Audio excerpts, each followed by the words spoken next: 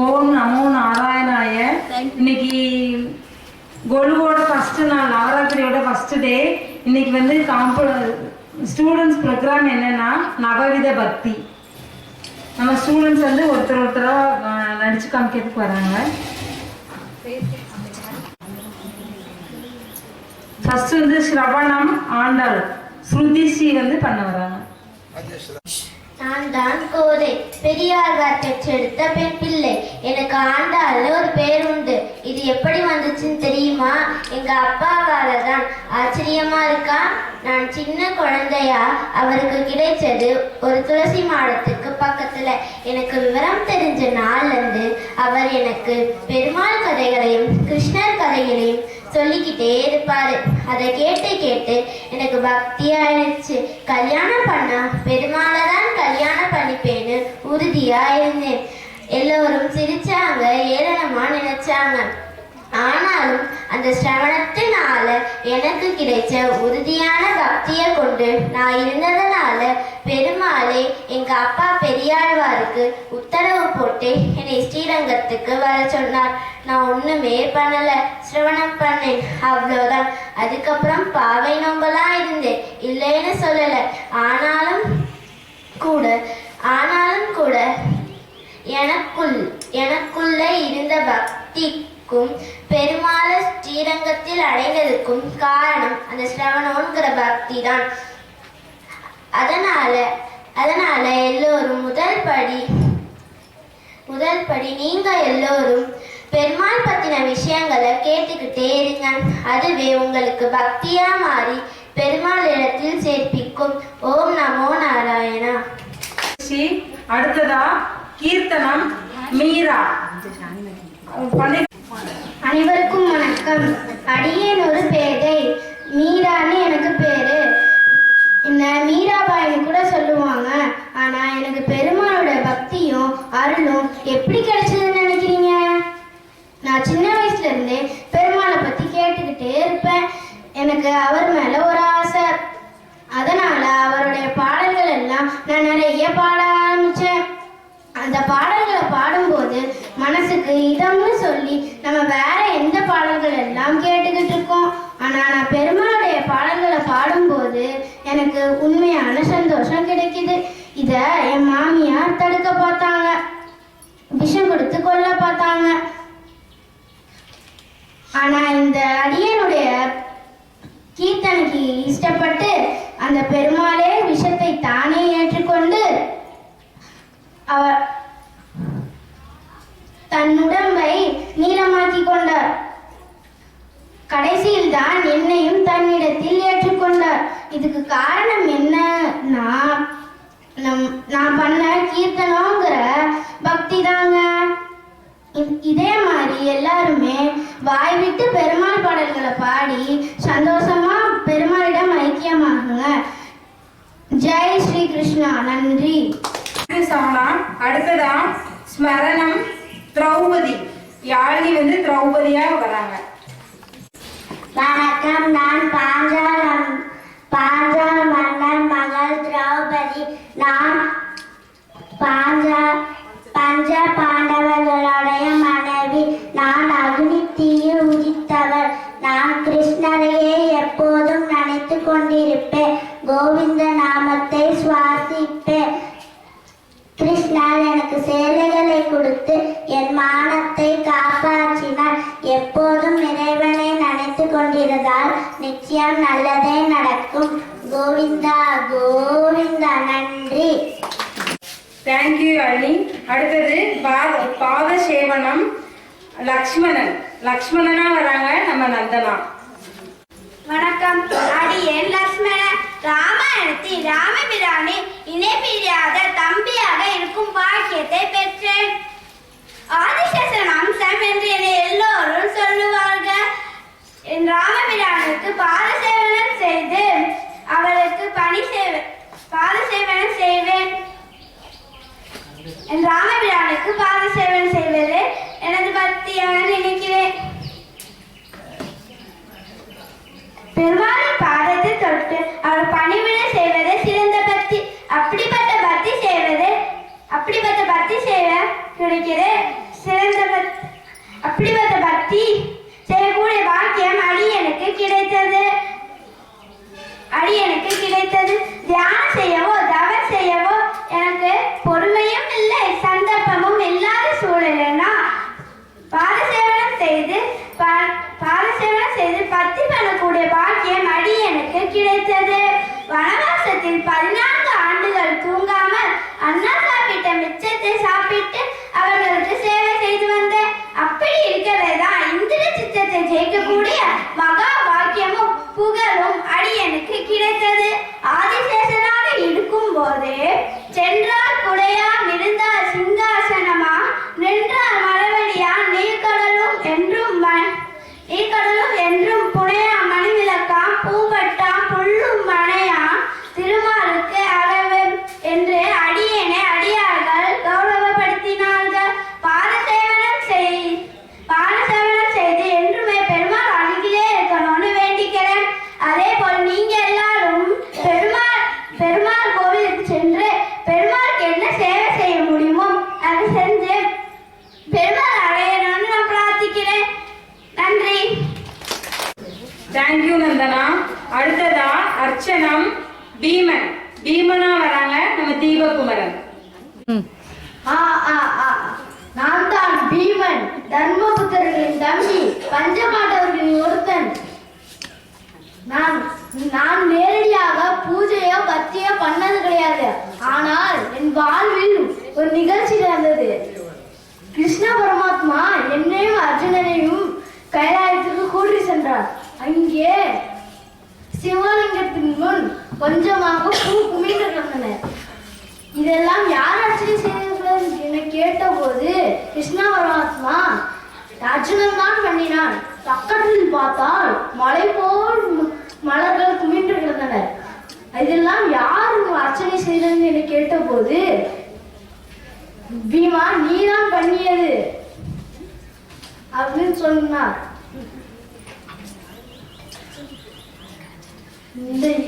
நான் எப்போது பண்ணின அர்ச்சனை? பீமா நீ போகும்போது மரத்திலிருந்து கீழே விழும் பூக்கள் எல்லாம் இறைவனுக்கு அமர்ப்பணம் என்று சொல்லிய சமர்ப்பணம் அப்படின்னு சொல்லியது நானே. அவர் ஏற்றுக்கொண்டு விட்டார். ஆஹா, எவ்வளவு எளிமையாக இயல்பாக இறைவனுக்கு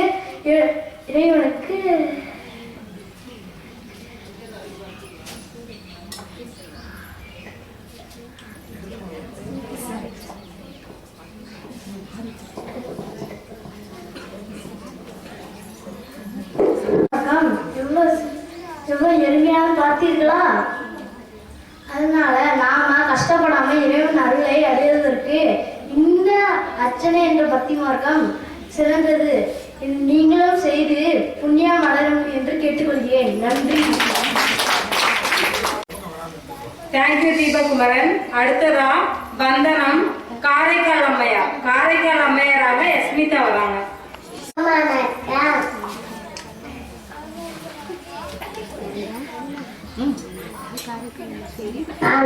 காரைக்கால் அம்மையார். நானு பெருமான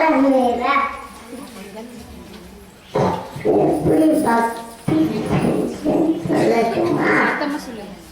பக்தி செஞ்சேன்னு சொல்லட்டுமா?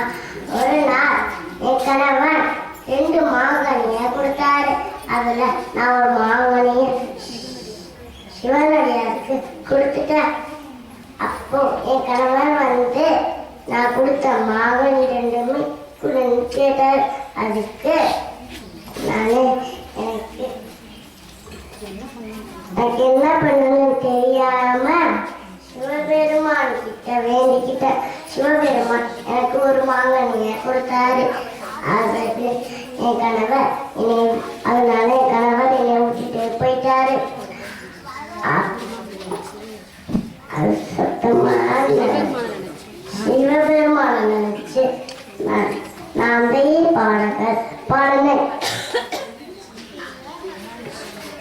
சிவபெருமான பார்க்க கைகாலி மலைக்கு போனேன். அப்ப என் கால் படக்கூடாதுன்னு நான் தலையாலேயே சிவபெருமான் இனிய ஆசையோட அன்போட அம்மையேன்னு கூப்பிட்டாரு. அப்பொழுதும் இப்படிதான் பாத்திய செலுத்தின. நமசிவாய. நன்றி. தேங்க்யூ அஸ்மிதா. அடுத்ததா தாஷ்யம் ஆஞ்சநேயரா வராங்க நம்ம சம்யுக்தா. ஜெய் ஸ்ரீராம் ராம பக்த ராம சேவக ராமதாச அருமான் என் கடன் என் பிரபு ராமனுக்கு பணி செய்து கிடப்பது என்னால் முடியும் என்று அவர் எனக்கிட்ட பணிகளை அவர் மீது கொண்ட பக்தியாலே செய்து முடித்தேன். ராமனுக்கு நான் எப்பயுமே ஒரு அடிமையாக தாசனாக சேவை செய்வதை பக்தியாக நினைக்கிறேன். காரணத்தை தொலைத்தது முதல் கண்டேன் என்று கூறியதோடு என் சேவை முடியவில்லை.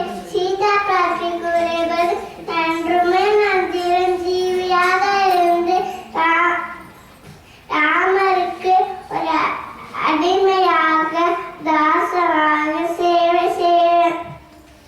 எங்கெல்லாம் ராமராமம் கேட்குமோ அங்கெல்லாம் ராமனுக்கு தாசனாக சேவை செய்வதை பக்தியாக நினைக்கிறேன்.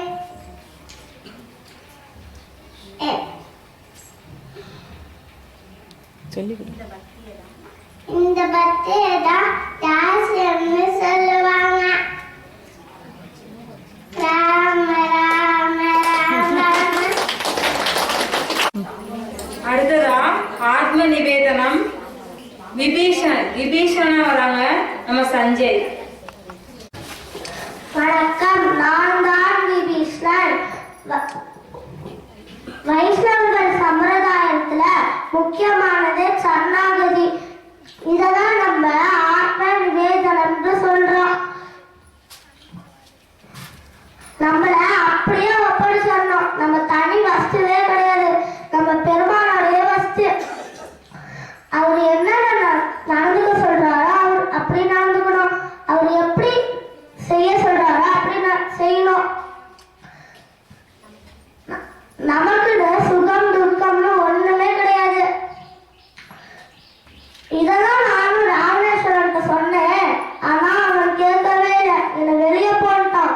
நானா போயிட்டேன் பல பேர் நினைக்கிறாங்க. நானா போகல. வெளியே போ இல்லைன்னா உனக்கு கொன்றுவேன்னு சொன்னான். ராமன் கையால கொலப்படுறதுக்கு பதிலா ராமன் கிட்டே பேச அமைந்தான் அப்படின்னு போனேன்.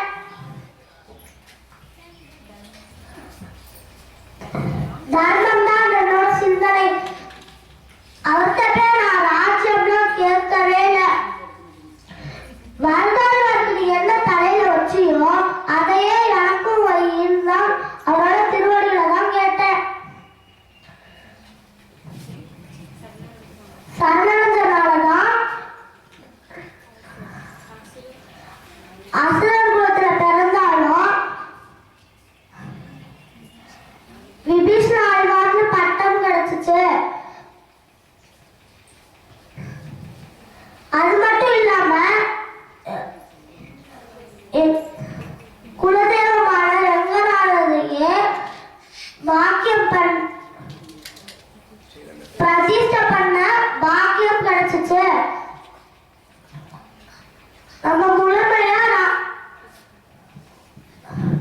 பெருமாள்கிட்ட ஒப்படை சொல்றோம். நாராயணா நாராயணா நாராயணா. தேங்க்யூ சஞ்சய். அடுத்ததா சக்கியம். அதுல பாத்தீங்கன்னா குசேலனா வராங்க நம்ம அனிருத்.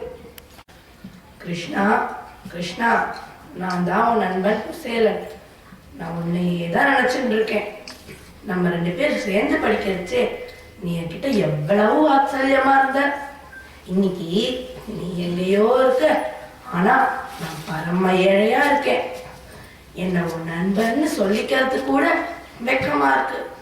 இருந்தாலும் நான் உன்னை பார்க்க வந்தப்ப நீ எனக்கு என்ன பண்ண? ஓடோடி வாசலுக்கு வந்து என்னை அப்படியே உள்ள கூட்டிட்டு போய் சிம்மாசனத்துல உட்கார வச்சு உன் பொற்கரங்களால என் பாதத்தை கழுவி ருக்மிணி தேவியால உபச்சாரம்லாம் பண்ணி நல்ல உணவெல்லாம் கொடுத்து அனுப்பி வச்சேன். அதை விட முக்கியம், இந்த ஏழை குச்சேலன் ஒரு கந்தல் ஆடையில கொண்டு வந்த அவளை கூட ஏத்துக்கிட்டப்பா. உன்கிட்ட போய் நான் என்னத்தை கேட்கறது? இவ்வளவு வாத்சல்யத்தை கொடுக்கிற பெருமாள்கிட்ட போய் நான் எதையாவது கேட்க முடியுமா? அப்படிங்கிற லஜ்ஜையோட நான் திரும்பி போயிட்டேன். ஆனா நீ கேட்காமலேயே கொடுக்கிறவன்னு புரிஞ்சுக்கிட்டேன். எனக்கு அவ்வளவு செல்வங்களை தந்து என் 27 குழந்தைகளும் நல்லா இருக்கணுங்கிறதுக்காக நீ பண்ண. எனக்கு அதுல துளி கூட இஷ்டம் இல்லை. எனக்கு உன்னோட நட்பு தான் முக்கியம். பெருமாளை அப்படி பக்தி பண்ணி இப்படி பக்தி பண்ணி தான் அடைய முடியும்னு பல பேர் சொன்னாங்க. ஆனா இந்த சக்கியம்ங்கிற பக்தி மார்க்கம் மூலமா உன்னை இவ்வளவு எளிமையா அடைவேன்னு நினைச்சு கூட பார்க்கல. ரொம்ப கொடுத்து வச்சவன் கிருஷ்ணா. கிருஷ்ணா கிருஷ்ணா கிருஷ்ணா. தேங்க்யூ அனிருத்.